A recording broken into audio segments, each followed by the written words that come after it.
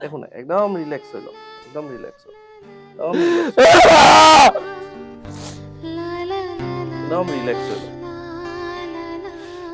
যিটো সময়ৰ পৰা মই জুবিনৰ কথা ক'ব লগা হয় মোৰ ক'বলৈ খুব অসুবিধা পাওঁ।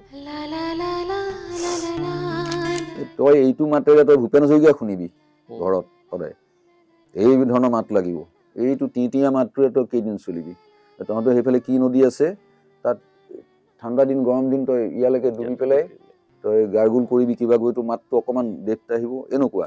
মই এইফালে চোৱা নাই, এই হেৰিবিলাক দেখিলে মই বৰ ভাল নাপাওঁ।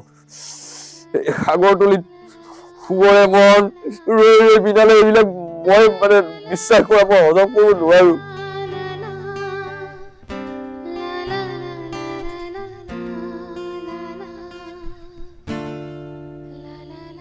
চব জানিছ যদি নকলি কেলে কেতিয়াবা এদিন যে মই এনেকুৱা অলপ অলপ মেণ্টেল চাপ এটাত আছো, কিবা কৰিব পাৰিবি নেকি?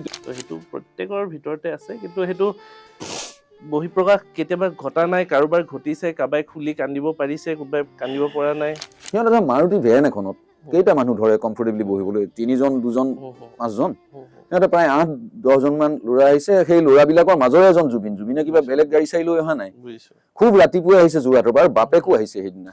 গতিকে নতুন কিবা এটা হ'ব লাগে, নতুনটো কি হ'বলৈ আহি আছে তেতিয়াতো কোনেও নাজানে যে এটা জুবিন গাৰ্গ আহি আছে। মই এতিয়াও যিকোনো সময়ত ই যে নাই সেই কথাটো পাহৰি যাওঁ। নিয়ৰৰে ফুল এপাহ ফুলি এপাহ সৰিল কেনি